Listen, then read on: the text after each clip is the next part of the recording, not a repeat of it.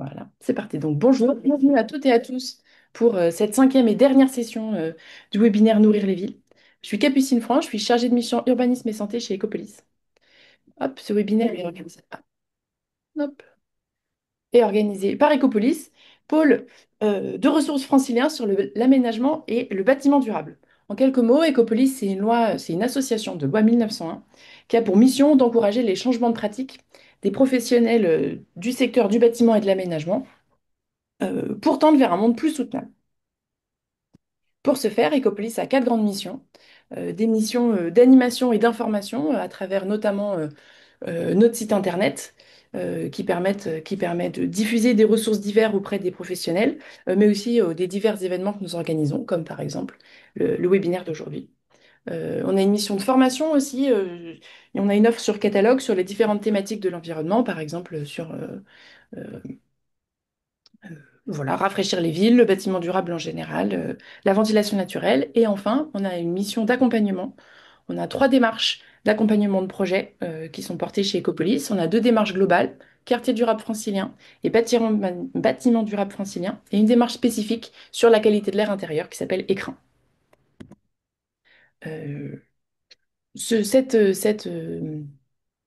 webinaire est organisé dans le cadre du programme d'action urbanisme et santé, qui est une sorte de mini écopolis à lui tout seul. On fait de la formation, de l'animation, comme par exemple les webinaires d'aujourd'hui, de la diffusion d'informations et de l'accompagnement. Pour ça, on est accompagné par l'Adriat, l'ADEME, l'Agence régionale de santé d'Île-de-France et la métropole du Grand Paris. Hop, aujourd'hui, donc, comme je le disais, c'est le dernier webinaire, le cinquième webinaire du cycle Nourrir la ville et peut-être une des sessions à laquelle je tiens le plus, qui s'éloigne un tout petit peu du cœur de métier de ce qu'on fait chez Ecopolis, mais qui est sur un sujet vraiment, vraiment central.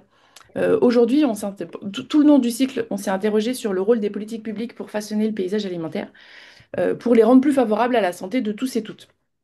Aujourd'hui, c'est tous et toutes qui est euh, au centre de ce qu'on a raconté.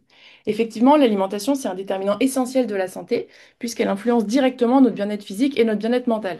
Avoir une alimentation saine, ça permet de prévenir de nombreuses maladies chroniques, comme par exemple le diabète, les maladies cardiovasculaires et l'obésité.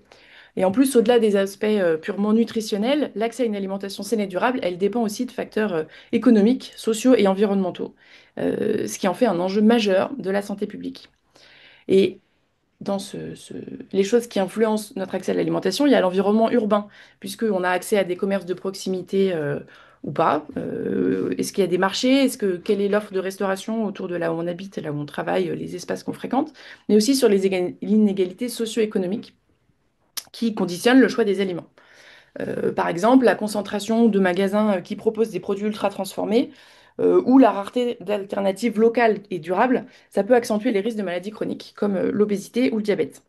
Donc, en repensant l'aménagement urbain et en soutenant des systèmes alimentaires plus durables en ville, en fait, c'est des leviers qui sont essentiels pour améliorer la santé des populations urbaines. Donc, c'est ce à quoi on a réfléchi pendant tout ce cycle et ce à quoi on va continuer de réfléchir aujourd'hui. Pour le programme de ce matin, on est ensemble jusqu'à midi et demi. Nous avons à nos côtés donc Bénédicte Bonzi, docteur en anthropologie et chercheuse associée au LAP, Bruno Fiallo, qui est coordinateur du plan alimentaire territorial Grand Orly-Seine-Bièvre et surtout aujourd'hui citoyen engagé dans le lancement d'une caisse alimentaire à Paris dans le D'accord. 18e. Et Finn, qui est militant à la Marmite Rouge, qui est une association pour la création de la sécurité sociale de l'alimentation. C'est Bénédicte qui ouvrira le bal avec une présentation qui nous parlera de la caisse alimentaire du 20e et puis des grands principes de la sécurité sociale de l'alimentation. Ensuite, ce sera Bruno qui prendra la parole et enfin, ce sera Finn qui nous parlera de ce que fait la Marmite Rouge. À la fin, on aura un temps de questions-réponses, mais n'hésitez pas à poser vos questions dans le chat tout au long du webinaire, on y répondra à la fin. Bénédicte, je te laisse la parole. Merci, bonjour à toutes et tous. Merci beaucoup pour l'invitation. Voilà, En tout cas, moi, je suis ravie de voir à quel point ce projet politique de sécurité sociale de l'alimentation, commence à être incontournable quand on essaye de comprendre ce qui se passe au niveau du système alimentaire. Du coup, pour en revenir à ce qu'est la sécurité sociale de l'alimentation et ce projet politique, peut-être rappeler que ce que ce n'est pas, et en tout cas, ce n'est pas une solution. Donc la proposition, elle vise vraiment à sortir de perspectives et de politiques souvent solutionnistes qui finalement dépensent beaucoup d'argent public, mais structurellement n'arrivent pas à permettre la transformation nécessaire du système alimentaire pour faire complètement basculer un système qui est fou, c'est-à-dire les producteurs n'arrivent pas à vivre dignement en travaillant 70 heures par semaine. C'est une des rares professions où on a un revenu qui baisse, malgré le fait de travailler toujours plus, un taux de suicide énorme, donc ça ne va pas du tout. Et la seule réponse qui est aujourd'hui proposée, c'est de permettre la réintroduction de certains pesticides qui tuent. Donc, c'est-à-dire qu'on répond de la manière la plus misérable possible en prolongeant en fait ce niveau de misère lié à cet ethnocide paysan, c'est-à-dire le fait de petit à petit détruire toute la paysannerie, donc ceux qui font vivre nos pays, pour proposer en fait des grosses infrastructures agro-industrielles. Donc seuls les gros peuvent tirer leur épingle du jeu et du coup ça c'est vraiment une des réponses que la sécurité sociale de l'alimentation cherche à apporter. On doit sortir d'une politique agricole qui tue la petite paysannerie. On doit installer en masse tout un tas de paysans parce que ce sera là qu'on ira dans la reconquête de notre souveraineté alimentaire et qu'on aura aussi cet engagement important à prendre pour nos enfants, une forme de résilience alimentaire qu'on est en train de perdre. Donc ça, c'est un des premiers aspects. Le second, c'est de vraiment comprendre que cette proposition, elle essaye de s'inscrire dans une dynamique de droits internationaux et de droits fondamentaux des personnes, c'est-à-dire qu'il faut créer le chemin pour répondre au droit à l'alimentation. Aujourd'hui, la France, elle ratifie les traités internationaux qui lui disent que normalement, elle devrait tout faire pour mettre en œuvre ce droit à l'alimentation. Mais comme c'est pas un droit opposable, elle se satisfait de solutions qui sont moindres et des solutions qui, là encore, mettent les acteurs concernés en souffrance. Je pense particulièrement à la question de l'aide alimentaire. Aujourd'hui, l'aide alimentaire, elle nous questionne tous parce que, au lieu d'être une réponse d'urgence, elle est devenue quelque chose qui fait partie de notre quotidien. Le monument des Restos du Cœur, le concert des Enfoirés, ce sont des rendez-vous, les collectes dans les supermarchés, de la banque alimentaire, des restos, ce sont des rendez-vous qu'on a tous en tête et qui font partie de notre façon de vivre, de penser en fait que, en effet, c'est normal de donner. Ce qui est important de comprendre, c'est que non, ce n'est pas normal de donner de cette manière-là et c'est surtout pas normal que finalement, avec autant d'argent investi, autant de temps passé, une situation en fait qui aurait dû être exceptionnelle devienne la façon de s'alimenter des personnes. Aujourd'hui, on a plus de 5 millions de personnes en France pour qui l'aide alimentaire est le moyen de se nourrir. C'est pas une aide d'urgence. Et ça, c'est un scandale. Et ça, c'est anormal. Il faut l'avoir en tête. La proposition de sécurité sociale de l'alimentation, aujourd'hui, elle apparaît dans les territoires comme quelque chose qui fait du bien, parce que ce que je viens de vous décrire sur la question agricole, ce que je viens de vous décrire sur la question de l'aide alimentaire, on le ressent tous physiquement et concrètement comme des malaises. En fait, même si tout est fait pour nous faire penser que cette situation-là est normale et qu'on fait de notre mieux, on ressent globalement que c'est pas juste, que ça ne va pas et on ne sait pas trop comment agir.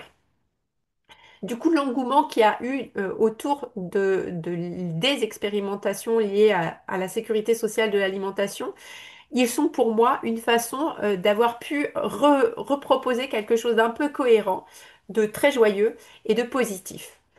Et comment ça s'est fait? Ça s'est fait en se basant sur la proposition de sécurité sociale telle qu'elle a été faite en 45, c'est-à-dire telle qu'elle a été faite au lendemain d'une guerre. Donc de se dire aussi qu'on part d'un projet politique imaginé par des résistants dans des périodes extrêmement difficiles. Donc quand on nous oppose en fait, mais c'est pas possible, vous vous rendez pas compte le contexte qu'on traverse. Eh bien, il faut se dire si nos aïeux ont fait peut-être quelque chose d'incroyable, mais on ne doit pas faire moins qu'eux. Au contraire, on doit faire honneur à cette proposition-là et voir comment on continue à penser un système dans lequel il y ait des choses fondamentales qui doivent être socialisées. Et c'est bien ça qui, du coup, apparaît révolutionnaire. En effet, l'idée, c'est de mettre une partie, enfin, permettre de sortir une partie de l'alimentation du marché en mettant une partie de l'alimentation en sécurité sociale. On pourrait le dire comme ça, il y a plein de façons de dire les choses, mais l'idée, c'est bien ça, c'est de sortir l'alimentation du marché parce que c'est bien les règles du marché qui créent toutes les dérives qu'on est en train de subir, c'est-à-dire le fait que l'alimentation soit devenue inaccessible et le fait en fait de créer des marchés, par exemple, spécifiquement pour les pauvres et aussi pour l'aide alimentaire aujourd'hui. Donc de voir que le capitalisme s'est tellement infiltré dans cette question de l'alimentation qu'on a même créé un marché de la pauvreté et que du coup ça devient important qu'il y ait des pauvres et que peu importe que le chiffre augmente, on est moins à lutter contre la pauvreté que finalement à pérenniser certains marchés où on va avoir besoin d'eux pour absorber les surplus d'un système agro-industriel qui est basé sur du gaspillage. Donc tout ça, en fait, c'est important de le penser comme, en effet, on n'est pas dans une guerre sur le territoire français réelle et forte avec des explosions de violence, parce que la violence liée au non-respect du droit à l'alimentation, elle est contenue principalement par les structures d'aide alimentaire et que du coup, on peut se dire que ces structures d'aide alimentaire, tout comme toutes les structures qui défendent l'agriculture paysanne et les syndicats qui défendent l'agriculture paysanne, tous ces acteurs sont en résistance. Et c'est bien cet imaginaire d'une résistance active qui construit des solidarités alimentaires nouvelles qui nous amène à nous intéresser à ces résistants qui écrivent le programme des jours heureux et qui proposent un autre système pour finalement proposer une vie au-delà du travail à tout un tas de personnes. Et donc là, on est vraiment sur cette idée-là de faire en sorte que l'alimentation soit plus une préoccupation, mais redevienne un droit et un droit inaliénable pour toutes les personnes. La proposition s'appuie sur la sécurité sociale de 45, ça veut dire qu'il y a trois piliers. Le premier, c'est l'universalité. On va pouvoir proposer ce dispositif, enfin, sans distinction.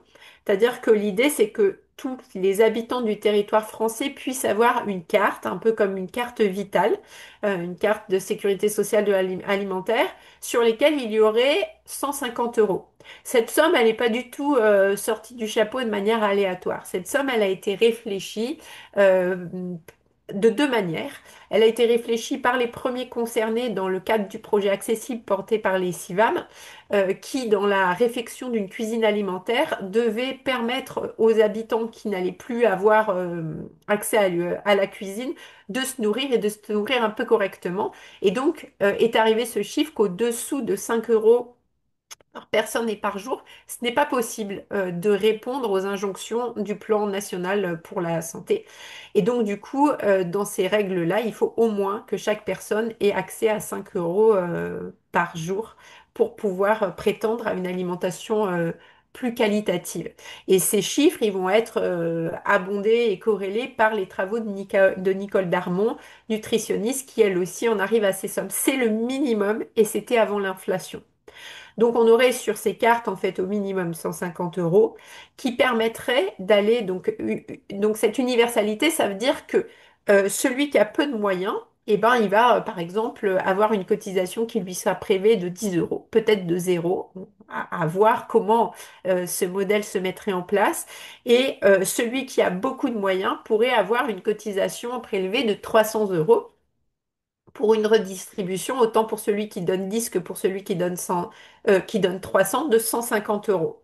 Donc c'est vraiment un principe de solidarité active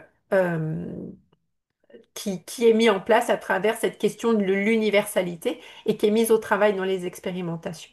Autre pilier, c'est le conventionnement. Le conventionnement, c'est l'idée de pouvoir choisir ce qu'on met dans notre assiette, quelque chose qui finalement nous est aujourd'hui un peu volés ou confisqués, puisque le choix de notre alimentation est principalement fait par l'agro-industrie. Et il faut quand même avoir des moyens et une offre conséquente autour de soi pour réellement pouvoir choisir au quotidien de manger des produits issus d'une agriculture durable. Donc, le conventionnement, il est travaillé dans les expérimentations sur le long cours, c'est-à-dire qu'il s'agit que des citoyens se mettent d'accord sur des critères à attribuer sur les choses qu'ils ont envie de mettre dans leur assiette. Et donc là, c'est extrêmement intéressant parce qu'évidemment, dans l'ensemble des expérimentations, personne ne veut manger de pesticides. Donc là, on voit, et Jean-Claude Balbo le dit très bien, donc il y a un paysan de la Confédération paysanne, Sivam, Atelier paysan, il explique que finalement, si on voulait vraiment parler de démocratie dans l'alimentation, au lieu d'être dans ce discours que tout le monde doit manger de la bio, la réalité sur la production et ce dont on dispose, ça voudrait dire que tout le monde devrait manger des pesticides. Et avoir ça en tête, c'est aussi commencer à penser cette universalité et de se dire comment on se bagarre pour que plus personne ne mange de pesticides. Donc c'est pas du tout par la réintroduction de pesticides qu'on va transformer le système et aider nos agriculteurs. Donc voilà, donc le conventionnement est un autre pilier fort. Et dernier pilier, c'est la cotisation. Et là, c'est très important parce que la cotisation, c'est ce qui va donner les moyens économiques de gérer les caisses et c'est ce choix délibéré de se dire que ce sont les premiers concernés, les habitants des territoires qui vont gérer ces caisses. Et c'est ça qui est révolutionnaire, c'est de reprendre la main sur un budget conséquent, puisque si vous êtes très fort en maths, vous avez fait la multiplication pendant que je parlais et vous avez compris que ce projet représente 120 milliards qu'on pourrait réinvestir dans une agriculture durable. C'est pas un coût supplémentaire parce que certains disent mais c'est un déséquilibre total. Non, non, oui, on l'a avec les études par exemple qui viennent de sortir sur l'injuste prix de l'alimentation. On voit qu'il y a 48 milliards au minimum qui est injustement dépensé pour soutenir le système agro-industriel et que donc finalement cette question de mettre l'alimentation en sécurité sociale, sortir l'alimentation du marché, c'est une question politique. C'est une réelle réponse structurelle à tout un tas de désordres. Et donc, voilà, il y a tout un tas voilà, d'expérimentations qui se mettent au travail pour trouver la meilleure façon de transformer le système. Je suis désolée, j'ai peut-être été un peu longue. Et j'espère que c'est assez clair donc de comprendre trois piliers. Ah oui, très important, ce projet il est défendu par un collectif national qui a déposé un socle commun. Beaucoup d'expérimentations aujourd'hui se revendiquent appartenir à ce socle commun et se reconnaissent dans ce travail collectif. Il y a un travail d'intercaisse, il y a un travail de collectif. Et puis il y a d'autres expérimentations qui sont curieuses du projet, qui prennent certains aspects mais qui vont peut-être moins être dans la dynamique nationale. Il faut l'avoir en tête parce qu'on est aussi dans un moment fort où ce projet pourrait être dévoyé pour être une prolongation de dispositifs d'aide alimentaire. Et ça, c'est pas ça. La proposition de sécurité sociale de l'alimentation ne vise pas à être un énième dispositif d'aide alimentaire et c'est bien autre chose. Et ça vient toucher tout le monde et pour que ce système marche, on a en effet besoin de comprendre, de faire comprendre aux personnes qui ont aujourd'hui des moyens économiques conséquents, beaucoup d'argent, qu'on a besoin de penser une socialisation des salaires pour transformer nos paysages, nos territoires et assurer un avenir à nos enfants. Merci Bénédicte. Non, c'était pas trop long du tout. C'était très bien. C'était une excellente présentation. C'était voilà, limpide. Merci beaucoup. Hop. Bruno, je te. Hop, hein, Merci. Bonjour à toutes et à tous. Alors, comme vous le voyez, j'ai deux casquettes. Donc, je vais commencer par la première et qui est donc dans le respect de mon devoir de fonctionnaire. Je coordonne le plan alimentaire territorial du Grand Orly-Seine-Bièvre. Et mon président, Michel Leprêtre, s'est engagé. Ça fait partie des quelques élus qui commencent à lancer le mouvement pour la sécurité sociale de l'alimentation. Et donc, il a fait un colloque il y a 2 ans dans la revue La Terre. Je vous renvoie à ça pour ces prises de position. Autre chose, c'est que nous travaillons sur les plans alimentaires territoriaux. Il y a des liens à créer les expérimentations de la sécurité sociale alimentaire. Et justement, l'une des questions par rapport à la démocratie alimentaire, c'est quel type de lien. on peut tisser entre les collectivités territoriales, les élus, les associations et les habitants un lien qui soit plutôt coopératif. Et là, sur la coopération, je vous renvoie aux travaux d'Éloi Laurent ou aux travaux de Pablo Servigne qui sont très utiles pour essayer de travailler cet équilibre entre le politique, le citoyen et l'administration. Voilà, j'ai été un peu rapide sur mon territoire. Je vais prendre maintenant ma casquette de citoyen engagé.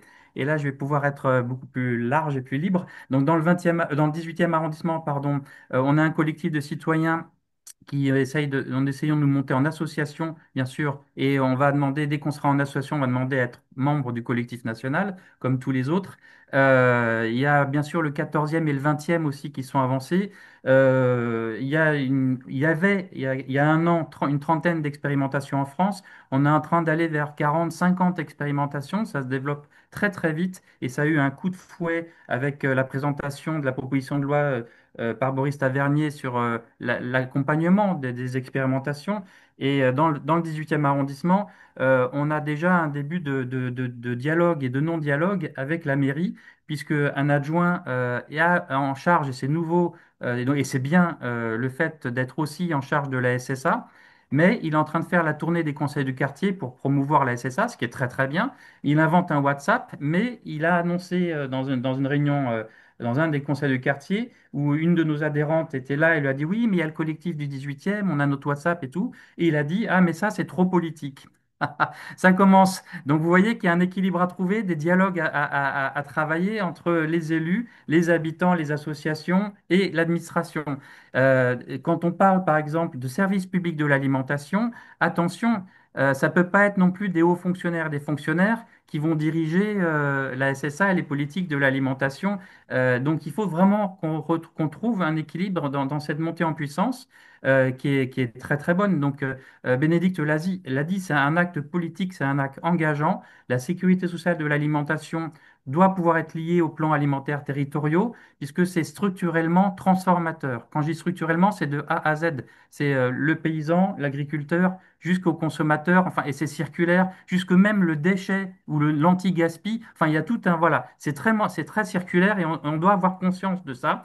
Et au lieu de commencer déjà à s'engueuler avec les élus, etc., au contraire, trouvons les terrains d'entente pour que les uns accompagnent les autres et que la démocratie soit pleine et entière avec les habitants. Et le pilier du conventionnement est très très fort. C'est bien les habitants qui doivent travailler le conventionnement. Et ensuite, la caisse des écoles de la mairie du 18e ou la restauration collective dans les autres mairies et partout en France. Mais ça peut être vrai aussi pour les EHPAD, ça peut être vrai pour les CCAS qui livrent des repas à domicile, etc., les hôpitaux publics, etc., etc., et même les cantines d'entreprise, parce qu'on peut élargir très largement. Tout ce réseau-là peut être membre de du réseau de la sécurité sociale de l'alimentation, mais à condition qu'on laisse bien la place aux habitants dans le respect de ce qu'a dit Bénédicte par rapport à la sécurité sociale de 1945, que ce sont bien les habitants, les citoyennes et les citoyens qui prennent part, on est vraiment dans la codécision avec les élus pour que ce soit pas repris soit par des fonctionnaires, soit par des élus qui dirigeraient ensuite les choses. Donc ça, c'est cet aspect transformateur et il doit bien être compris par nos élus et par les fonctionnaires de tout niveau, hein, collectivités territoriales, État, etc. Qu'on doit avoir vraiment cet équilibre et que il faut pas oublier qu'on est en France et que depuis la Révolution française, le souverain, c'est le peuple qui vote. Et on doit travailler le retour à la démocratie. Et donc la sécurité sociale de l'alimentation est aussi un chemin pour rapprocher, retrouver le chemin du respect de la démocratie qui a été perdu toutes ces dernières années. C'est très important. Alors nous, à Paris, on a un problème, on n'a pas de paysans. Donc, autre question, c'est qu'on doit travailler avec les paysans d'autres territoires. Donc, ça pose la question des coopérations entre collectivités, entre territoires. Par exemple, la mairie de Villejuif a acheté une ferme en Seine-et-Marne. Pourquoi pas? Il y a d'ailleurs un paysan fonctionnaire maintenant, ou une paysanne d'ailleurs, je crois que c'est une femme. C'est très très bien, mais quelle coopération avec le village où ça a été acheté, la ville et la collectivité de Seine-et-Marne? À Paris, la ville de Paris développe avec Le Havre et Lyon tout un système qui s'appelle Agri-Paris-Seine, qui est très intéressant, qui nous donne la preuve qu'on peut être dans la souveraineté alimentaire sur tout le pourtour de la Seine, puisque 62% des terrains agricoles seraient suffisants pour nourrir l'ensemble de la population de Lyon jusqu'au Havre, en passant par la métropole du Grand Paris. Le problème, c'est que la plupart des agriculteurs, eh ben, ils sont pas dans le bio, ils exportent du soja et d'autres choses, ils sont pas dans les légumineuses, donc il y a tout un travail d'accompagnement au changement à faire et de conventionnement à travailler. Donc, vous voyez, là, il y a beaucoup de coopération à développer entre les citoyens, les élus, les paysans, entre-temps, il y a la logistique, donc il y a tout un paquet d'impacts qui fait que mettre en place la sécurité sociale de l'alimentation, c'est complètement holistique, c'est complètement transformateur et c'est complètement révolutionnaire dans le sens où chacun euh, peut dire son mot, compte pour un, chacun compte pour un. Un homme, une femme, une voix, quoi. Et donc, à partir du moment où on est capable de faire ça, on peut avancer. Dernière question, les financements. Et n'hésite pas à m'arrêter, Capucine, si je déborde, hein, parce que je suis bavard. Les financements. Alors, plus les expérimentations se développent, plus il faut trouver des financements. Alors, on parle de la cotisation. Oui, la personne la plus riche va mettre plus que la personne, etc. C'est ce qu'on appelle dans notre jargon le quotient familial et des choses comme ça. En tant que militant, avec d'autres, nous avons écrit une proposition de loi pour créer la sixième branche de la sécurité sociale, qui serait complémentaire à la proposition de loi des écolos sur l'accompagnement des expérimentations, et dans laquelle on a été très provocateur. On a mis les 120 milliards sur les cotisations patronales. En gros, 15% de cotisations patronales en plus.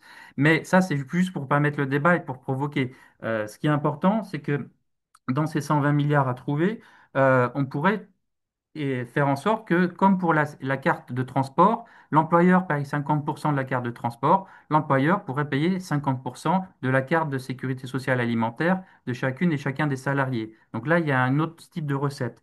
Alors, des recettes, il y en a beaucoup. Il y a la réorientation de la PAC à travailler. Donc là, il y a quelques millions, voire milliards. Et il y a aussi tous les effets non calculés sur la santé. Les études actuelles montrent que quand on mange 100% bio sur le long terme, ça baisse les probabilités de cancer et d'autres maladies d'au moins 26% d'après les dernières études. Donc on va faire aussi sur le long terme, en une ou deux générations, des économies sur les dépenses de santé et des dépenses de santé indues. Évidemment, on a l'action sur les pesticides. S'il n'y a plus de pesticides, on fait d'une pierre trois coups. C'est notre santé, la santé de l'eau, la santé des sols et la santé du système animal et de l'ensemble du vivant.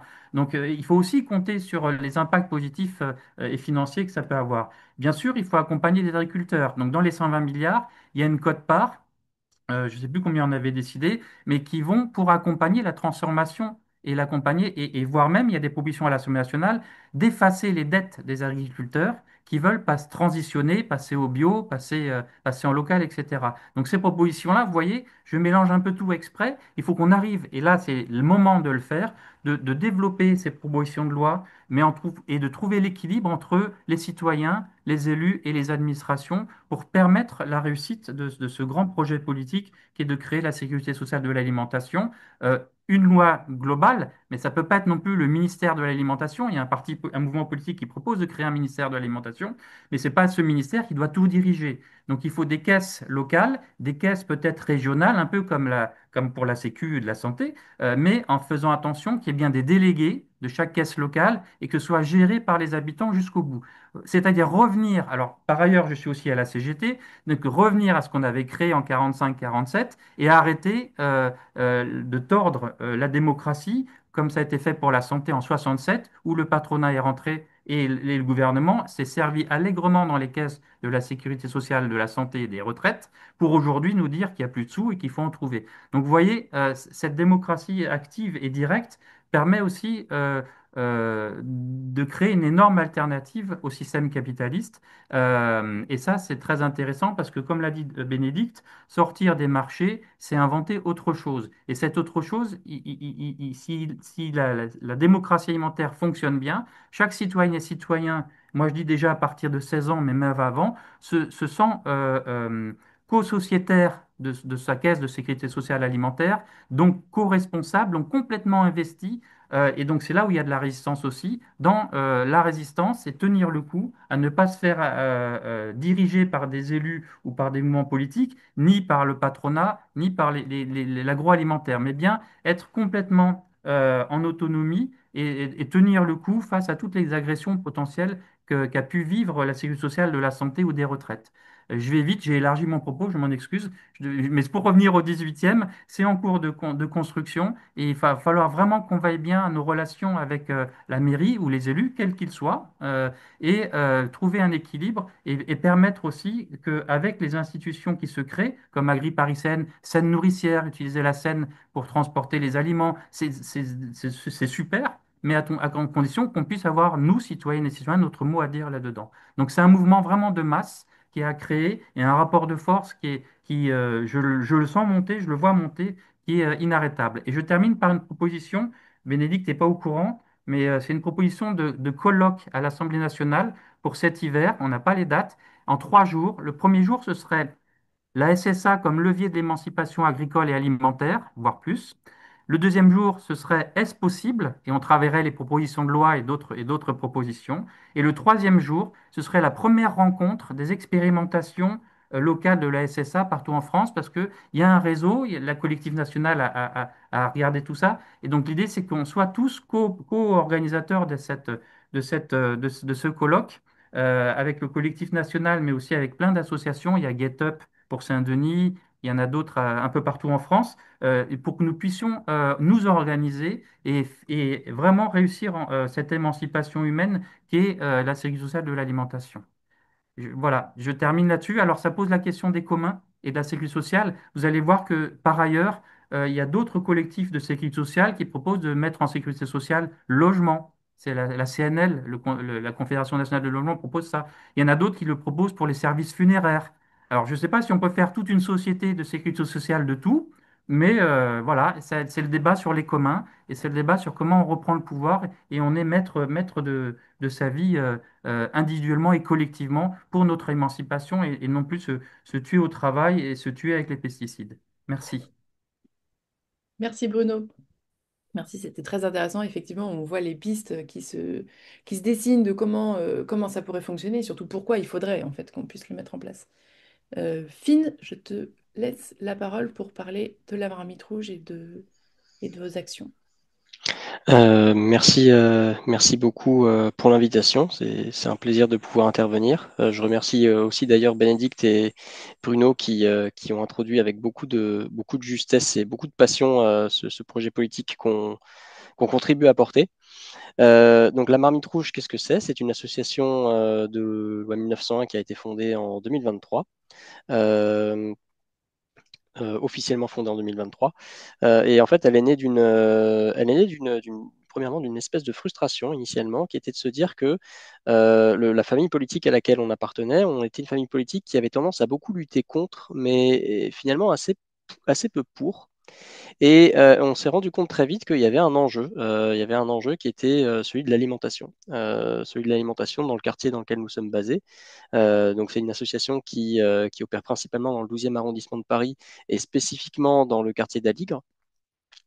Et donc les militants se sont regroupés autour de cette idée bon, très bien, on a cette idée de sécurité sociale de l'alimentation qui commence à émerger. Concrètement, qu'est-ce que ça voudrait dire de la faire en pratique? Donc, fin 2022, début 2023, on commence à imaginer ce qui pourrait représenter une petite expérience de sécurité sociale de l'alimentation.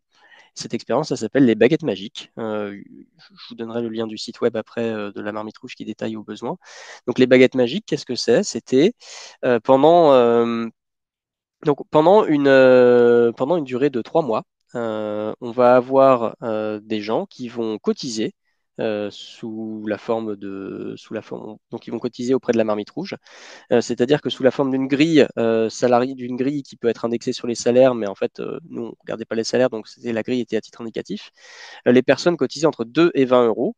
Et indépendamment du montant de leur cotisation, ces personnes récupéraient 10 coupons et pouvaient utiliser ces coupons-là auprès de boulangeries qui étaient dans le 12e arrondissement de Paris, qu'on avait sélectionné. Et un coupon, c'était une baguette tradition. Donc, on était dans une situation où on pouvait avoir des gens qui pouvaient obtenir jusqu'à 10 baguettes tradition pour 1,30 € et des personnes qui obtenaient donc pour 2 euros, pardon, et des personnes qui obtenaient 10 baguettes tradition pour 20 euros, donc un peu plus gros que l'on achetait 10 uniquement. Euh, L'enjeu de cette expérimentation, c'était de montrer que le principe en quelque sorte, solidarité alimentaire qui sous-tendait initialement notre action était possible. Euh, et donc, on a été très surpris très surpris, mais aussi très content de voir à quel point est-ce que cette approche a enthousiasmé. On a réussi à recruter une centaine de participants et pendant 3 mois, donc, on a eu cette mécanique de cotisation toutes les semaines. En fait, les militants de la Marmite Rouge récupéraient les cotisations des personnes, distribuaient les coupons et une fois par mois, on allait dans les boulangeries pour procéder à l'échange monétaire des coupons qui leur avaient été remis contre l'argent des cotisations. Donc, ce qui est intéressant, je trouve, dans cette démarche-là, c'est que nous, on se place dans un contexte urbain. Il y a quelqu'un dans le chat tout à l'heure qui a dit que nécessairement, quand on était à Paris, c'était compliqué d'avoir le point de vue de la production. Ça, c'est des choses qui sont traitées dans le collectif national SSA, dont nous sommes membres également, où on a des liens, on a beaucoup de personnes notamment de la Confédération paysanne et des CIVAM, qui donnent le point de vue des agriculteurs et agricultrices. Nous, on a adopté le point de vue des commerçants de proximité et des citoyens citoyennes. Et en quelque sorte, la Marmite Rouge a joué le rôle d'une caisse dans cette pratique-là. Donc ça, c'est notre première action. Notre première action, c'est euh, renouveler ces expériences-là de SSA et essayer de les rendre un peu plus pérennes. Les baguettes magiques se sont arrêtées en août 2023. Et donc dans l'idée, ce serait de permettre la création et la pérennisation d'une caisse de sécurité sociale de l'alimentation dans le 12e arrondissement de Paris. Cette caisse, on est encore en train de l'établir. On se rend compte qu'on va avoir besoin de beaucoup de soutien de la part des collectifs et des associations locales. Euh, pour l'instant, à Paris, de mémoire, il y a la caisse du 18e, il y a la caisse du 14e et il me semble qu'il y a la caisse du 20e, mais ça, je suis moins sûr de ça. La caisse du 12e arrondissement de Paris, c'est quelque chose qui se ferait de manière 100% autonome, a priori, sans. Le pari un petit peu impressionnant qu'on essaie de faire, c'est d'avoir le minimum de subventions publiques ou privées possibles. Et donc, on se base sur un régime basé sur la cotisation euh, pour cette caisse-là. Euh, on se rend bien compte qu'un régime basé uniquement sur la cotisation, en fonction de la population qu'on cible, et à Ligre, c'est une population qui est pas excessivement riche non plus, euh, c'est de rester à l'équilibre, c'est une nécessité, ne serait-ce que pour pouvoir continuer à entretenir de bonnes relations avec les commerçants, commerçantes, permettre tout simplement qu'on puisse continuer à fournir cette alimentation de qualité. Et donc ça m'amène à notre deuxième volet d'activité, qui est un volet d'éducation populaire. À la Marmite Rouge, on intervient régulièrement auprès de collectifs, auprès d'associations, on va dire formelles, et du côté aussi de certaines institutions publiques pour former autour de la sécurité sociale de l'alimentation, c'est-à-dire qu'est-ce que ça voudrait dire? Donc revenir un petit peu sur les trois piliers. On présente ce que sont que les trois piliers qu'a expertement introduit Bénédicte. C'est amener ensuite à une phase de réflexion sur l'état actuel du système agro-industriel et fournir des pistes de réflexion sur à quoi pourrait ressembler une caisse de sécurité sociale de l'alimentation. Donc ça correspond à notre deuxième grand volet d'activité, c'est la formation avec une pratique qui s'inspire au maximum de l'éducation populaire. Là récemment, nos dernières formations, c'était auprès de l'association Copains Solidarité étudiante, où on est intervenu sur un cycle de formation d'une d'une dizaine d'heures qu'on a co-construit avec elle et avec eux. Nos prochaines actions, on intervient aussi très régulièrement à l'Académie du climat pour donner ces fresques-là. Et on a été contacté par divers collectifs côté SSA pour permettre notamment la mise en place d'une caisse de sécurité sociale de l'alimentation dans l'Oise. Donc, c'est très foisonnant comme milieu. Euh, Nous sommes donc on a un collectif de militants. On n'a pas de salariés. On travaille on travaille sur ces thématiques exclusivement sur notre temps libre. Et donc on se rémunère pas. Ce qu'on fait, c'est que généralement les fonds qu'on engrange par les cotisations à l'association et par la rémunération qu'on demande pour certaines formations auprès des collectifs qui ont les moyens, bien sûr, c'est peut-être notre petit trésor de guerre pour la suite. Donc voilà, j'en ai fini pour présenter les actions concrètes de la Marmite Rouge. On essaie peut-être de se présenter comme alors je dirais un collectif, une association qui essaie d'aller un peu plus dans le concret. Et comme beaucoup en fait de caisses de sécurité sociale, on se rend compte il y a pas mal de frottements entre les trois piliers et ce qu'on peut faire concrètement. L'une des grosses limites des baguettes magiques, c'est que le conventionnement en fait n'a pas été quelque chose qui a été décidé par les personnes qui ont cotisé. C'est nous, militants de la Marmite Rouge, qui avons avec notre grille de décision, avec nos biais et avec notre d'où nous venons en fait, avons décidé de quelle boulangerie on allait conventionner. Il y a aussi le fait que côté nutritif, baguette tradition, c'est pas spécialement recommandé d'en prendre trop. On avait choisi à l'époque la baguette parce que c'était quelque chose qui était assez frappant dans l'imaginaire collectif de se dire hey, qu'est-ce qui se passe si on pouvait mutualiser le fait de se distribuer des baguettes de pain. Ça avait un symbole assez fort et on attache avec notre histoire très largement inspirée voilà, des initiatives populaires de la commune et des anciennes caisses de secours mutuels. Donc, donc il y a des compromis à faire en fonction des collectifs, en fonction de où nous sommes.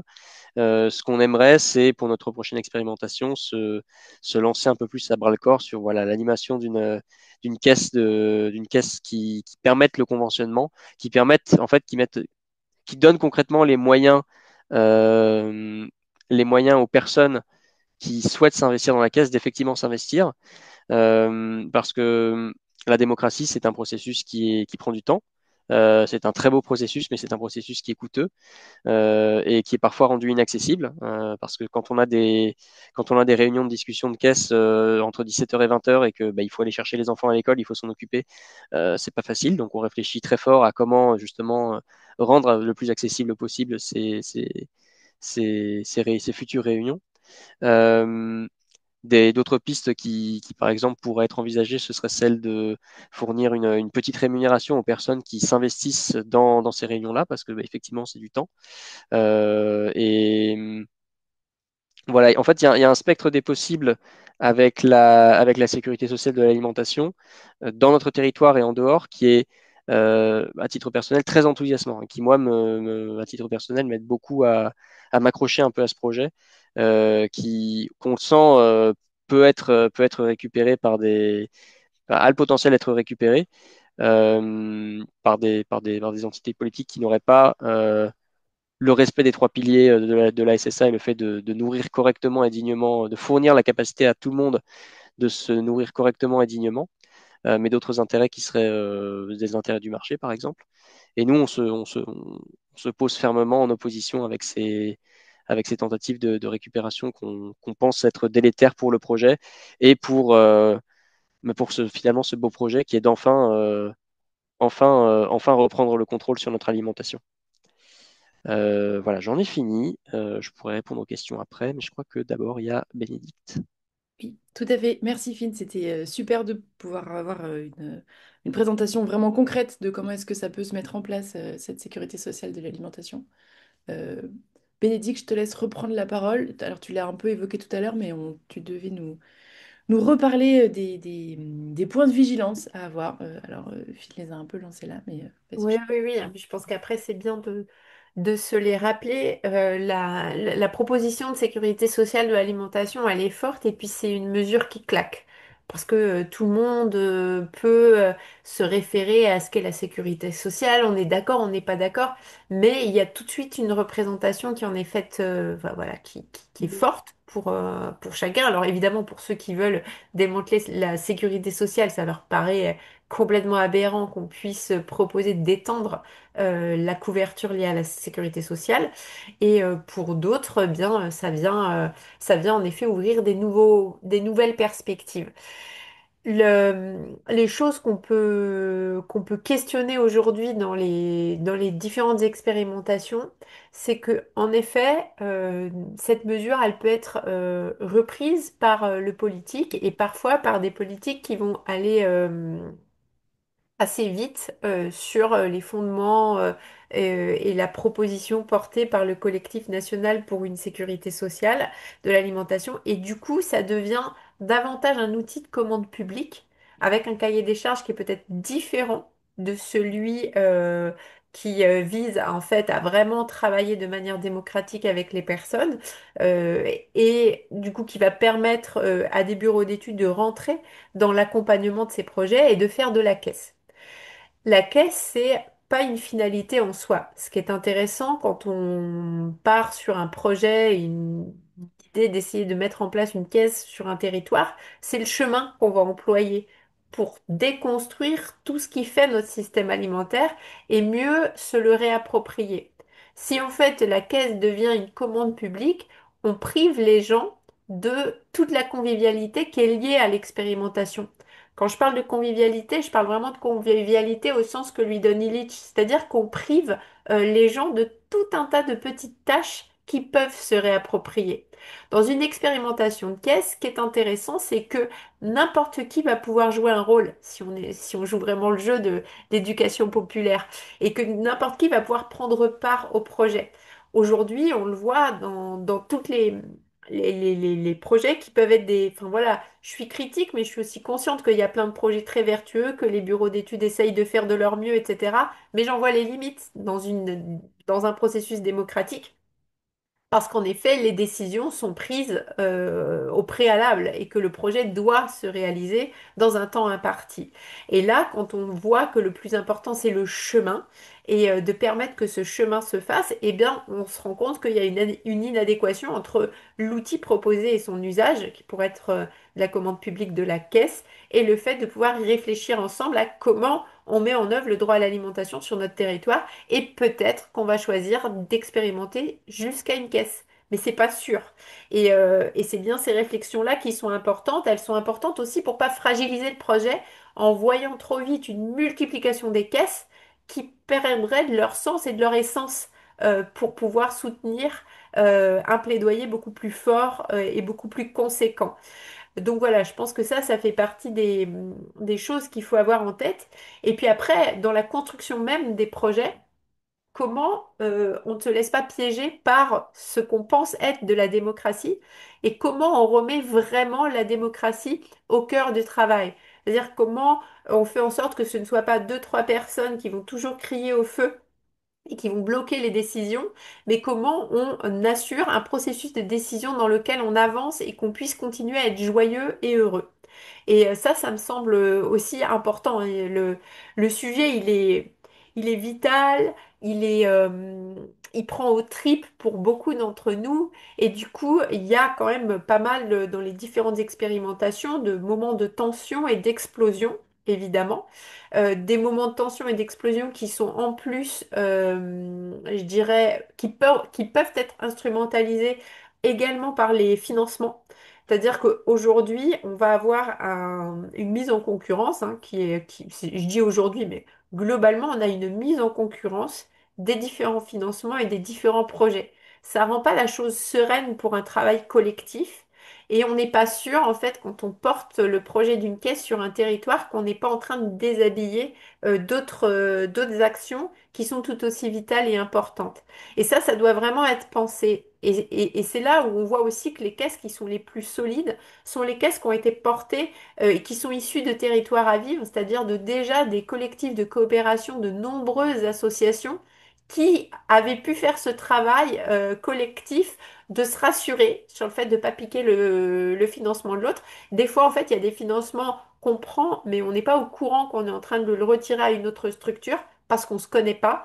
Et ça crée des tensions et des fois, on va avoir des choses qui vont être bloquées sur les territoires très bêtement et très justement, hein, juste parce que, il y a ces logiques de concurrence. Donc c'est important aussi de prendre le temps, de ne pas aller trop vite et de s'assurer que le tour de table, il est bien fait et qu'on n'oublie personne à cette fameuse table où on doit choisir ensemble. Et là aussi, c'est dur parce que c'est pas forcément des choses qui sont financées, de pouvoir travailler en coopération, de pouvoir se parler en fait de manière très franche de quels sous on a pour faire quoi et comment on mutualise et on met du commun en fait dans nos projets pour créer du commun globalement dans la société. Donc ce sont toutes ces nouvelles petites choses qu'on est en train de travailler et qu'il faut avoir en tête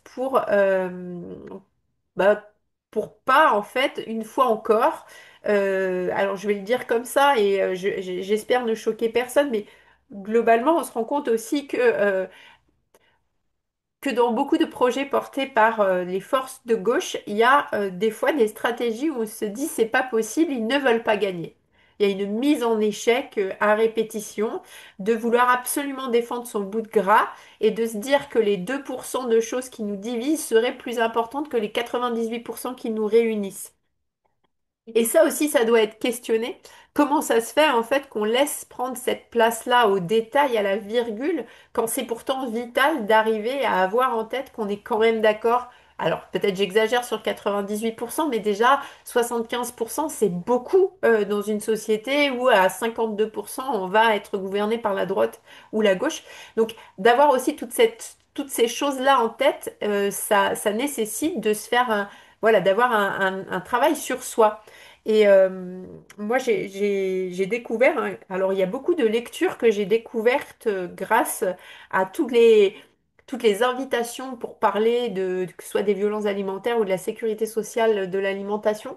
Mais du coup, c'était au Puy-en-Velay où une administratrice d'un centre social m'a dit qu'elle avait beaucoup aimé le livre d'Abdenour Bidar, Les Tisserands. Je ne sais pas si vous le connaissez, mais du coup, dans cette idée de tisserand, il y a une analyse, il est philosophe, et en fait, il dit il identifie en fait tout un tas de personnes qui retissent et participent en fait à tisser une société plus forte. Mais que finalement, pour pouvoir le faire, eh bien, il y a des conditions. La première, c'est d'être bien relié à soi. Et ça, c'est important parce que peut-être qu'aujourd'hui, on est victime d'engagement sacrificiel et de personnes qui s'engagent avec cette idée du héros. Et comme le héros, il est là pour être sacrifié, eh bien, finalement, il s'en fiche un peu que tout explose puisque le sacrifice est un peu sa finalité, même si c'est inconscient. Je le dis de manière provocatrice et beaucoup plus fin et compliqué que ça, mais ça fait partie des éléments. Comment on se relie à soi aussi pour être suffisamment bien, suffisamment au clair et apporter des choses au groupe, comment on arrive dans un groupe avec du sourire et pas des angoisses. Toutes ces choses-là, elles sont déterminantes pour qu'on arrive à attirer tout un tas de personnes qui aujourd'hui, ben, des fois, peuvent partir en courant quand elles viennent dans certaines réunions. Ensuite, l'autre chose très très importante qu'il identifie, c'est en effet la capacité de se relier aux autres, de faire groupe, de faire nombre, de passer du jeu au nous. Et ça, c'est vraiment des choses qu'on arrive à travailler et qui sont belles dans les caisses. Et enfin, pour lui, la troisième dimension qui est liée aux deux autres et sans laquelle on ne peut pas retisser un monde collectif et du commun, c'est le fait de pouvoir être relié à la nature. Et ça aussi, c'est quelque chose d'important parce qu'on l'oublie trop souvent, qu'on n'est pas que des êtres comme ça qui sont boum sur la Terre, mais on est profondément relié à la Terre, à cette Terre nourricière. Et si on n'en prend pas soin et si on n'est pas conscient qu'on a un rôle de soin à la Terre, eh bien finalement, on ne peut pas retisser une société. Et là, c'est important parce qu'on voit que souvent, en fait, sur ces différentes dimensions, elles sont aussi complètement explosées dans les différents projets qu'on porte et qu'on avait hein, avant 2019 et maintenant on est en train de travailler grâce à la SSA, grâce au PAT, etc. Mais on avait tendance à complètement séparer la question du social et la question agricole et en fait la question alimentaire. Et d'arriver à faire système avec toutes ces questions, à se relier, eh bien en effet on arrive à déposer quelque chose de plus fort. Donc voilà, du coup, c'est aussi, il y a en effet des limites que j'identifie, mais il y a aussi des espèces de dépassements qui doivent nous permettre aussi de se dire que dans ces expérimentations, c'est un virage historique tellement important. Il est tellement en réponse à des logiques de violence, de société pacifiée, non pas de société en paix, et que du coup on porte au cœur de ce projet l'idée d'une paix, d'une justice sociale, qu'on doit y aller avec joie et détermination dans cette joie. Si on y va en faisant la gueule, les 70% de personnes qui sont pas satisfaites de leur système, enfin de leur manière de s'alimenter, eh bien elles vont aller dans ces pubs McDonald's, Quick, etc., où on vend du sourire, on vend du rêve. Il y a pas, il y a cette idée aussi où dans la justice qu'on porte, on doit aussi retrouver l'espoir et la joie qui vont nous permettre de faire adhérer. Je le dis parce que je pense que c'est pas anecdotique dans la conquête qu'on est en train de mener, qu'il faut qu'on apprenne des choses qui n'ont pas bien fonctionné par le passé. Je les nomme pas du tout erreurs. Et si je les nommais erreurs, je faisais comme si on n'apprenait rien de ce qui s'était passé. Je pense qu'au contraire, on a eu besoin de ce temps-là de position radicale et qu'aujourd'hui, il faut qu'on voit comment cette radicalité peut être transmise à travers une façon d'être ensemble et de rendre compte en fait de l'espoir que suscite le commun. Et dans les expérimentations de caisse, on n'a pas besoin de le dire, globalement, c'est quelque chose qui se vit. Parce que beaucoup de personnes ne sont pas militantes depuis longtemps et que du coup, on a ce commun qui est en train de se mettre en place. Ah, j'ai pas mis le micro. Merci Bénédicte pour tes lumières sur, sur hop, notre sujet. On va prendre maintenant les questions hop, du public. Alors, il y en a déjà eu pas mal qui sont parus dans le chat, auxquels vous avez répondu pour certaines, mais pas pour toutes. Euh, D'abord, Frédéric Pascal, alors ça c'était quand tu étais en train de. C'était vers le début quand tu étais en train de parler, Bénédicte. Comment est-ce qu'on apprécie le changement depuis l'inflation? Le changement, j'imagine. Le En fait, changement, le ouais, on changement n'a des pas. 150 euros, pardon.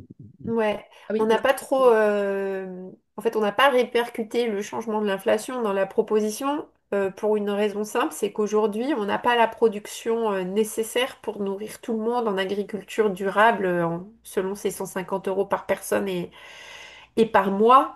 Donc du coup, c'est pas forcément le premier des sujets parce que en effet, si on généralisait, si on montait tout de suite à l'échelle, eh bien, il faudrait certainement importer certains produits parce on les a pas sur le territoire, ou alors décider que on donne moins. Donc toutes ces décisions-là, en fait, ça fait partie de l'aventure. C'est pour ça que la réflexion est là et qu'on ne dit pas que la sécurité sociale de l'alimentation, c'est ça, mais il faut en discuter pour pouvoir construire ces réponses collectivement, parce qu'en effet, un des premiers points, si on veut transformer notre système alimentaire, il va falloir repartir au champ en urgence, et donc l'urgence, c'est aussi de préserver le foncier et de faire en sorte qu'il y ait énormément de personnes qui puissent s'installer sereinement.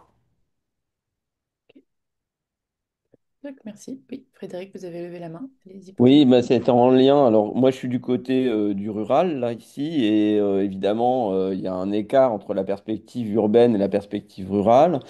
Et est-ce que ça peut pas être un plan intéressant de rentrer par la restauration collective en premier lieu? Je sais que c'est un peu tenté, mais en ce moment, c'est un peu savonné aussi.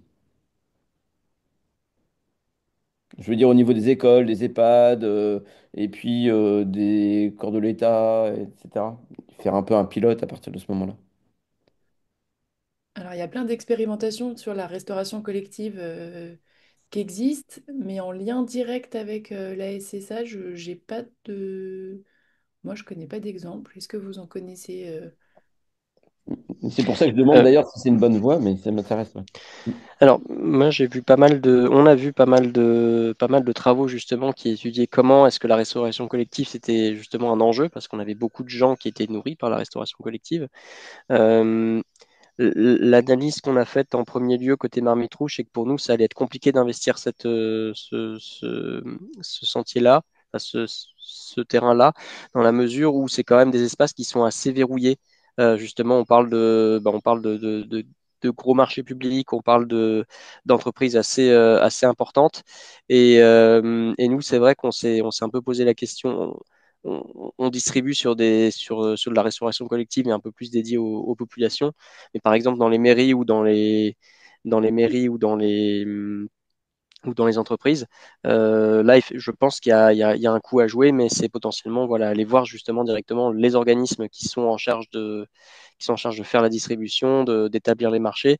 Et il reste la question de qui choisit aussi. Ça, c'est toujours un petit peu la question fondamentale pour une ESSA. Euh, on a de la chance, on a de la chance à Paris d'avoir de la restauration collective, en particulier pour les écoles, qui a des engagements assez forts qui sont pris sur le bio, par exemple. Mais la question de qui va choisir les menus, hein, c'est quelque chose aussi simple que de quoi est-ce que j'ai envie de manger ce midi. Euh, c'est aussi des questions intéressantes à se poser, quoi. Oui, je voudrais dire un mot sur cet aspect-là. Effectivement, la restauration collective est très encadrée, très accompagnée. C'est du ressort des collectivités, des mairies locales. Et donc, ce qui peut être intéressant dans un premier temps, c'est de mutualiser avec les fournisseurs, donc les paysans bio, mutualiser l'approvisionnement. La restauration et les marchés publics permettent de pérenniser, d'avoir déjà un bon revenu pour les producteurs si les élus le décident d'y mettre les moyens dans leur budget, parce que c'est vrai, là, c'est ça la question, c'est ça aussi. Et puis permettre donc du coup d'aider ces agriculteurs à se pérenniser sur le long terme. Un marché, c'est pas sur un an, c'est sur 3, 4, ça peut être jusqu'à 12 ans selon les marchés. Et donc par contre, ce qu'on peut, c'est mutualiser avec les producteurs, aider les producteurs à développer et voire en créer d'autres avec d'autres producteurs, parce que Bénédicte l'a dit, on a besoin pas de grosses unités de production, mais plusieurs petites. Et la mutualisation peut se faire par une création commune, parce qu'on a besoin, et j'ai vu une question sur les intermédiaires dans la distribution, la logistique. Bien sûr, il faut une sorte de centrale d'achat coopérative partagée, qu'on pourrait partager entre la restauration collective, les restaurants, les cantines d'entreprise. Quand je dis les restaurants, c'est les restaurants en bas de chez nous, hein, de nos quartiers, et la distribution.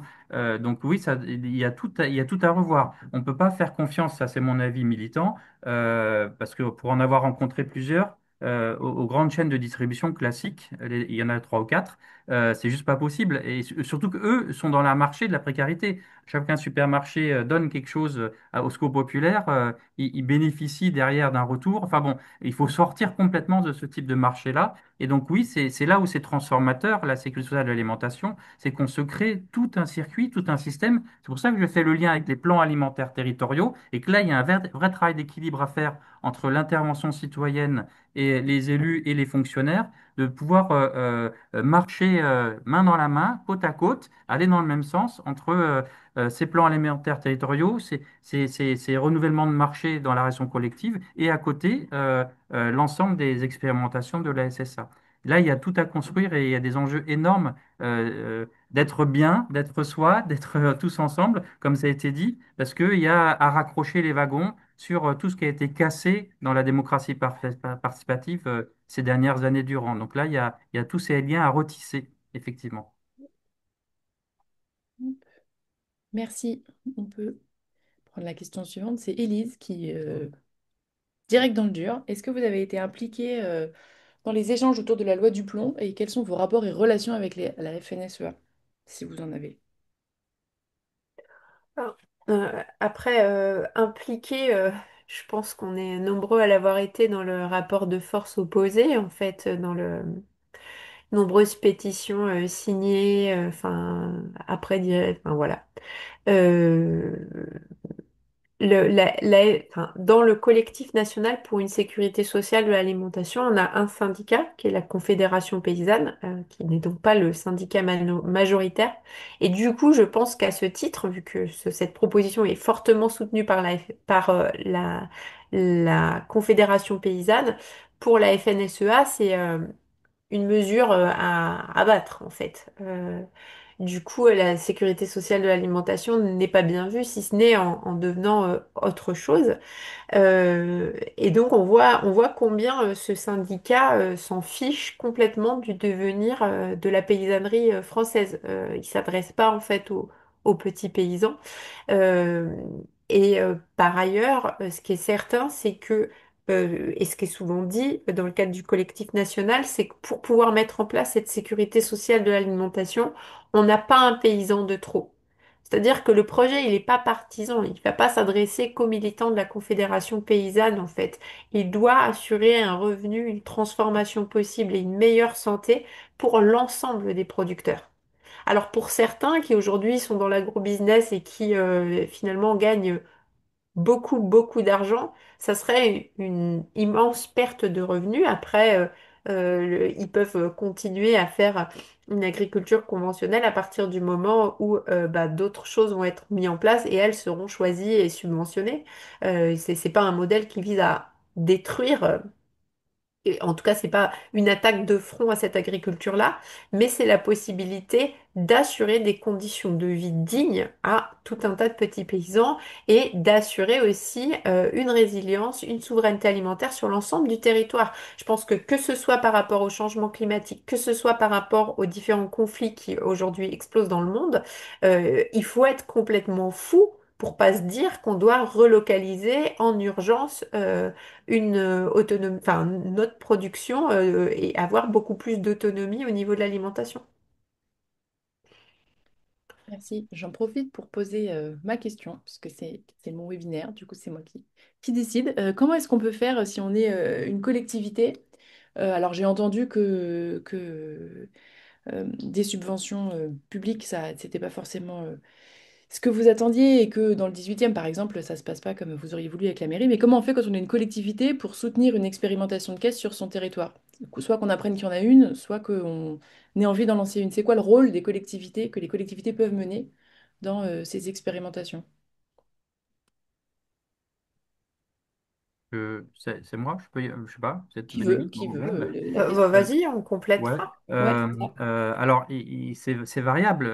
Regardez les expérimentations en cours, regardez Montpellier, regardez Bordeaux, regardez. Et en plus, il y a différentes strates de collectivités. Il y a des endroits, il y a la mairie, il y a l'agglomération, il y a la métropole, il y a la région, le département. Enfin, il y a tout le. Chacun il met sa part dans certains endroits. Dans d'autres, c'est un peu moins. Donc, effectivement. Les collectivités, bon déjà, elles sont des leviers politiques de visibilité de l'initiative de la SSA. Elles sont des leviers pour le financement ou le cofinancement. On va parler plutôt de cofinancement de la SSA. Mm. Et là-dessus, c'est comme, moi, de mon point de vue, alors là, c'est mon point de vue personnel, je pense que c'est comme quand une mairie soutient des clubs sportifs, le mouvement sportif ou d'autres domaines. Il y a des subventionnements, il y a des prêts de locaux, des agents des fois qui sont mis à disposition. Enfin, il y a plein de possibilités. Et je pense que ça peut être dans le même sens, tout en respectant donc cette autonomie, cette liberté qu'ont les caisses et les collectifs d'habitants et associatifs de SSA, et donc d'accompagner et non pas de décider de se mettre à décider à la place d'eux et de surtout pas conditionner la subvention alors à certains impacts ou à certaines conditions, mais bien que des conditions, des impacts qui permettent justement le développement des objectifs de la SSA. Ça, c'est très important pour qu'il y ait, déjà pour renouer avec la démocratie et le respect, pour que les habitants respectent l'administration et les élus, parce il y a eu il y a un vrai gouffre dans ce domaine-là, surtout dans les quartiers populaires. Par exemple, ben, je vous donne des exemples que j'ai rencontrés lundi dernier.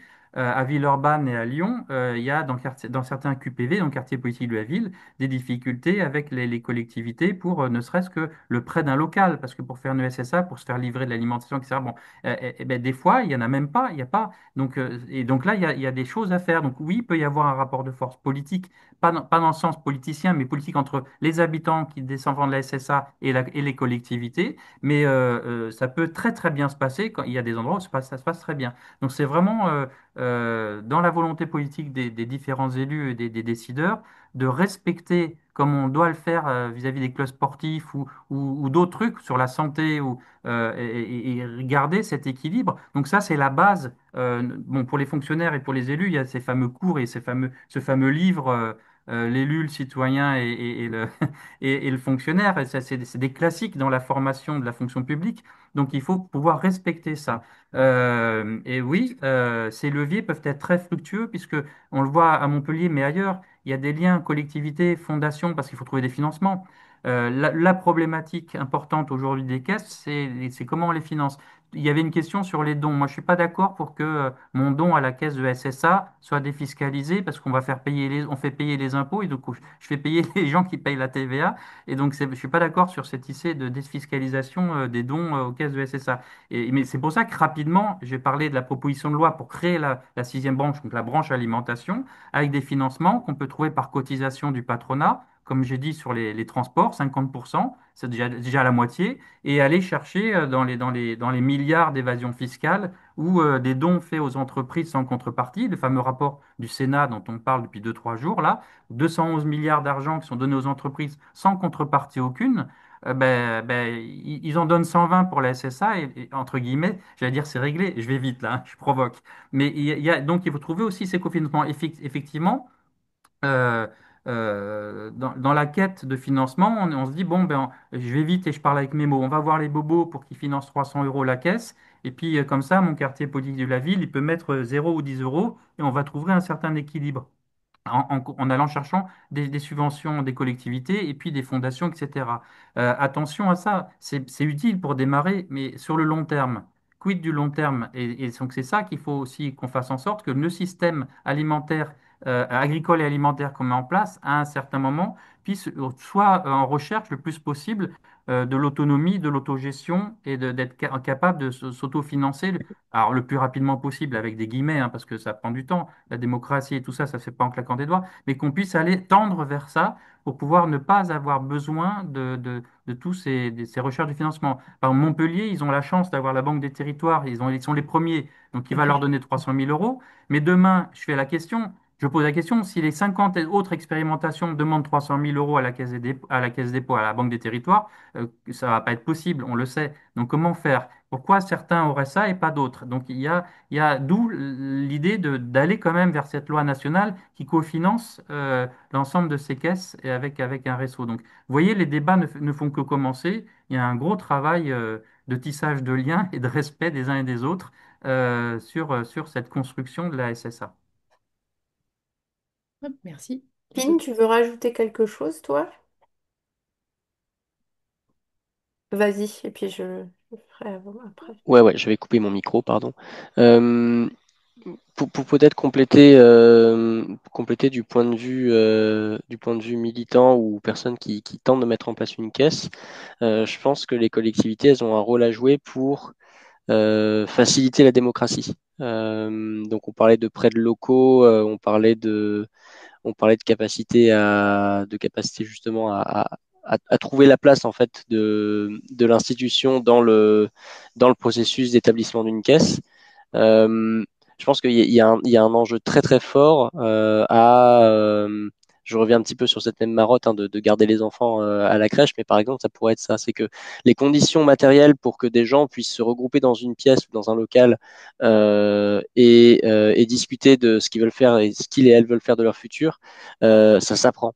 C'est pas des choses qui arrivent spontanément si jamais on met des gens dans une pièce et c'est un ensemble de compétences, c'est un ensemble de choses très pratiques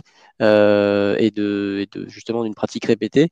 Donc on parlait de mettre en place des locaux, mais moi je pense aussi que peut-être que les institutions qui euh, ont pour objectif affiché de permettre une certaine forme de démocratie, notamment une démocratie à l'échelle municipale, peut-être fournir de la formation ou de l'accompagnement pour la prise de décision collective parce que non pas que ce soit qu'on puisse non pas que les municipalités soient nécessaires pour qu'on fasse de la démocratie, mais force est de constater que comme en fait, je pense on a une certaine défiance non seulement envers les institutions, mais aussi envers nous-mêmes en tant que citoyens, citoyennes.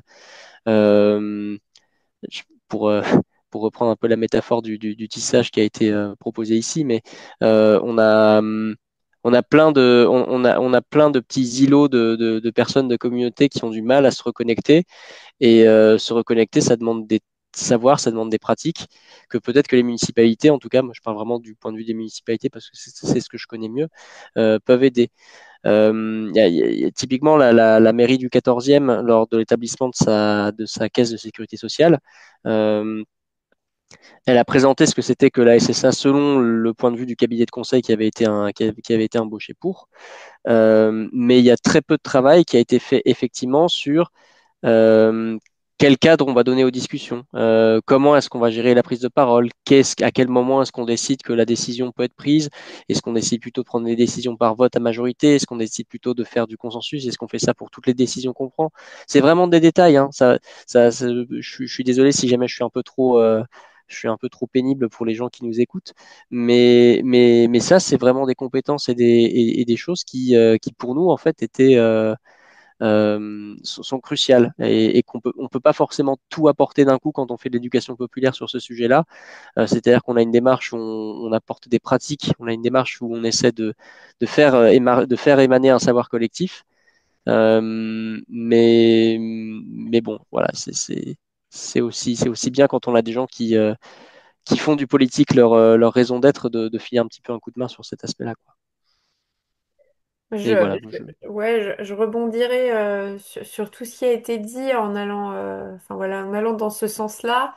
Et en fait, on voit aussi à quel point le travail gratuit, et notamment la mise en lien, toutes les compétences dont vient de parler Finn, elles sont souvent très très difficiles à faire financer sur le long terme. C'est-à-dire que on va vite financer de l'émergence un nouveau projet, ce qui met tout le monde un peu dans l'émulsion, il faut créer, il faut faire. Et dès qu'il faut en fait se reconnecter aux autres, profiter de ce qu'on a créé, ben en fait non, on va nous mettre un nouveau, pour retrouver des sous, il faut un nouveau projet. Et du coup, ça nous éloigne. Et surtout, quand ces nouveaux projets, eh ben, ils sont soumis au fait d'être lauréats, donc en concurrence par rapport à d'autres acteurs avec lesquels on aurait besoin de se relier. Donc là, c'est le contexte que j'ai un peu évoqué. Mais là, Finn, quand tu parlais justement de la place que peuvent avoir les bureaux d'études auprès des collectivités, c'est quand même prendre la mesure que les experts, qui sont les habitants du territoire et qui fournissent du travail gratuit, vont avoir moins d'écoute et d'aura qu'un bureau d'études payé pour répondre à une commande où, grosso modo, les résultats, on s'entend pour avoir les résultats qui arrangent la personne qui a commandé l'étude. Donc voilà, du coup, c'est quand même dans ce contexte-là où comment on fait quand on est habitant, quand on est dans un projet associatif pour aussi donner de la valeur à ce travail-là, arrêter de donner gratuitement toute l'expertise, toutes les analyses qui sont faites du territoire, puisque au final, si c'est gratuit, on n'en fait rien et on va le faire valider par un bureau d'études payant. Bon, je suis un peu provoque quand je dis ça, mais finalement, moi, ça m'interpelle vraiment sur la valeur qu'on donne aux choses qu'on ne paye pas, qui sont parfois beaucoup plus justes et qui vont être beaucoup moins prises en compte qu'un travail fait par des personnes qui n'habitent pas le territoire, qui y ont passé 3 demi-journées et qui ont fait travailler un stagiaire sur des documents des pages internet. Voilà, donc il y a vraiment ça aussi où le rôle des habitants, des territoires, c'est aussi de se rapproprier ça, de pas forcément jouer le jeu de la participation quand c'est finalement de l'utilitarisme dont il s'agit et qu'on ne permet pas aux gens de participer parce qu'on ne les écoute pas et qu'on ne prend pas en compte ce qu'ils auront déposé. Donc il y a aussi tout ce travail qu'on doit faire parce qu'on a vraiment besoin des politiques. Et si on observe les stratégies de lutte, les victoires qu'on a eues, on les a eues souvent parce que c'était conjointement porté par et la société civile et des citoyens et des élus et des habitants. Et en fait, s'il manque un des participants, en fait, un de ces acteurs, eh bien, souvent, c'est plus compliqué dans la durée d'arriver à conquérir certaines choses. Donc, c'est important, mais par contre, il faut arriver à affirmer un rapport de force. Et c'est là où parfois, on est peut-être un peu frileux pour arriver à affirmer qu'on a autant de valeur que l'autre et qu'on est tout aussi légitime. Merci, parfait. On arrive doucement vers la fin de notre discussion. Je vais donc prendre une dernière question de quelqu'un qui n'en a pas encore posé. C'est la hiérarchie que j'ai fait dans le chat. Il y a Sophie Jouineau qui nous demande qu'est-ce qu'on peut apprendre des épiceries solidaires? Qui veut répondre à cette question-là? Peut-être que c'est pas. Si je peux me permettre, c'est très utile. Et d'ailleurs, dans une des villes du territoire où je travaille, il y a une épicerie solidaire qui est en train de se transformer en coopérative. et d'élargir le fait qu'elle est épicerie solidaire à être une épicerie pour toutes celles et tous ceux qui le souhaitent. C'est un peu dans l'état d'esprit de la SSA d'ailleurs, et qui souhaite développer avec d'autres associations ensuite cette idée de sécurité sociale de l'alimentation. Donc, une épicerie solidaire, en tout cas beaucoup, sont issus en région parisienne des invendus de Rungis. Et donc, il y a d'ailleurs il y a le réseau Andes, c'est un des réseaux, il y a plusieurs, hein. Il y a l'UGS, il y a trois réseaux au moins d'épiceries solidaires, mais c'est surtout les invendus. Donc là, je rentre pas dans les détails parce qu'il y a le superbe livre de Bénédicte et je pourrais pas dire mieux, mais il y a cette réalité-là. Et donc l'idée, à partir de ces épiceries solidaires, transformer les choses et bifurquer, on va dire. Et donc ces épiceries solidaires peuvent faire partie et ont toute leur place dans l'aventure de la sécurité sociale de l'alimentation avec d'autres, de se mettre en réseau et de transformer leur façon de faire. En même temps, il y a la fameuse urgence immédiate, les gens sont là, ils sont bénéficiaires, il ne faut pas abandonner ça. Mais petit à petit, rentrer dans un système de SSA, élargir avec d'autres associations, avec les collectivités parties prenantes, et on peut trouver, à condition que dans ces épiceries aussi, les bénéficiaires puissent donner leurs mots, participer à la démocratie participative, et que chacun y ait sa place. Donc, en bifurquant, en transformant les épiceries solidaires, on peut participer à développer avec d'autres des expérimentations de la SSA. En tout cas, c'est ce qui est en train de se faire dans certaines villes et c'est très intéressant à voir. Mais toutes seules dans leur coin, non. Il faut vraiment qu'elles coopèrent avec d'autres et que petit à petit. D'ailleurs, toujours en mémoire cette phrase du fondateur du Secours populaire, Monsieur Lauprêtre, que j'ai connu quand j'étais jeune, qui était un ami, un camarade. Son rêve, son grand rêve, c'était la fin du Secours populaire.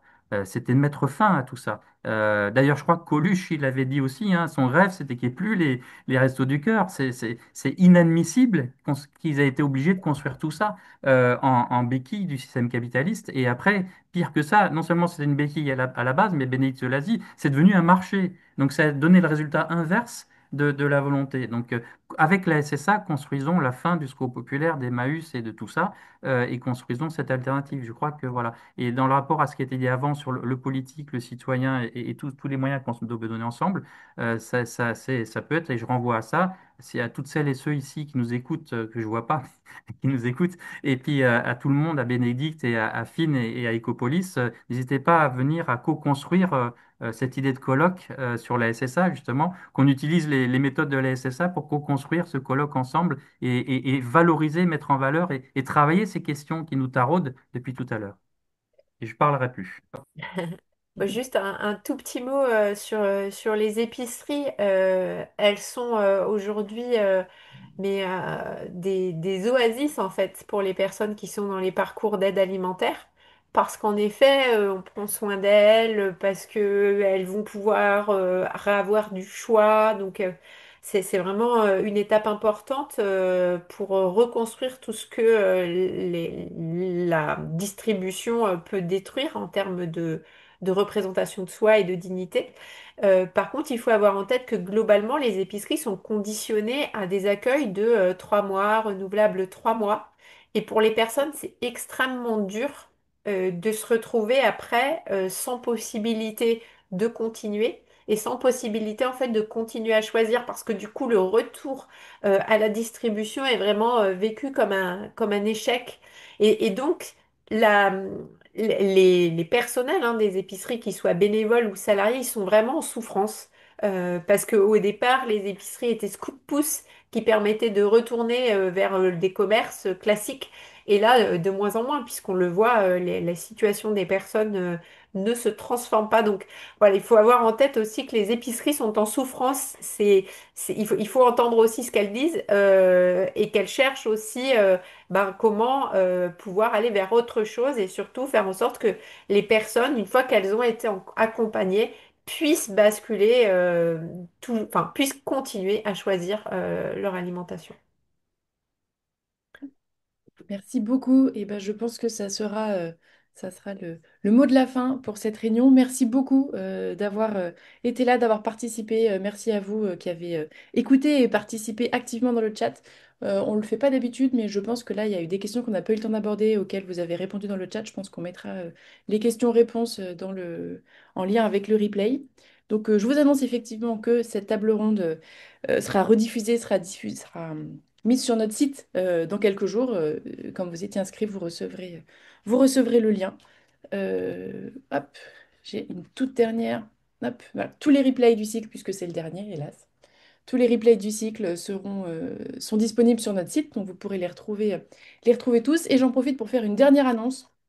Le 16 octobre, à la Marbrerie, se tiendra notre septième journée francilienne Urbanisme et Santé, qui cette année porte sur le thème de la ville inclusive à tous les âges. Les inscriptions sont ouvertes dès maintenant. Ça devrait être une journée riche où vous pourrez non seulement échanger avec vos pairs, mais aussi écouter des experts expertes, un peu comme aujourd'hui, sur ces sujets importants. Donc voilà. Merci à toutes et à tous. Merci à nos intervenants intervenantes pour vos présentations éclairantes et aussi tout le cœur que vous mettez dans ce que vous présentez là. C'est beau, quasiment, je dirais. Bon, voilà. Et merci aussi à mon collègue Benoît qui a contribué dans l'ombre au beau déroulement de ce webinaire. À la prochaine fois par mail et non plus dans les webinaires. Et puis bonne journée. Merci encore pour l'invitation et au revoir. Au revoir. Merci, au revoir. Merci, au revoir.